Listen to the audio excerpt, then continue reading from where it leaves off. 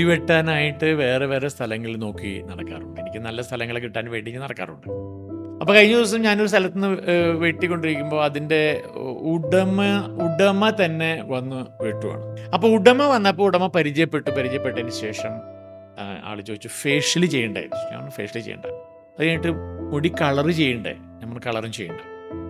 ഇത് പറഞ്ഞു കഴിഞ്ഞപ്പോൾ അതുവരെ വെട്ടിയിരുന്ന രീതിയും അത് കഴിഞ്ഞ് വെട്ടുന്ന രീതിയും തമ്മിൽ വ്യത്യാസം തോന്നി എനിക്ക്.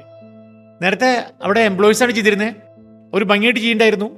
ഞാൻ കളർ സ്വന്തമായിട്ട് ചെയ്യണമെന്ന് പറഞ്ഞ് മാറാറുണ്ട്. പക്ഷെ അവരതൊന്നും പ്രയാസം എടുക്കാതെ അവർ ചെയ്യാറുണ്ടായിരുന്നു.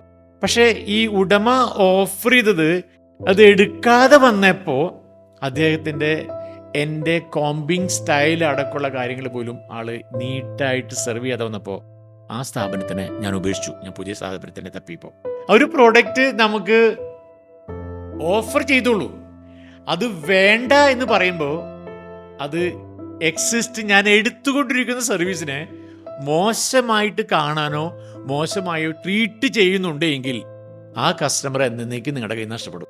നിങ്ങൾ ഓഫർ ചെയ്തോളൂ, അത് വേണ്ട എന്നുണ്ടെങ്കിലും എന്താണോ ആൾക്ക് കൊടുത്തുകൊണ്ടിരുന്ന സർവീസ് അത് അതിനേക്കാൾ മികച്ചതായിട്ട് കൊടുക്കുകയാണെങ്കിൽ ഒരുപക്ഷെ പുതിയ ഓഫറുകളും അവരെടുത്തേക്കാം. നേരെ മറിച്ച് സർവീസിനെ മോശമായി കൊടുത്താൽ എന്നേക്കും ആ കസ്റ്റമർ നമ്മളിൽ നിന്ന് നഷ്ടപ്പെടും. ശരിയല്ലേ?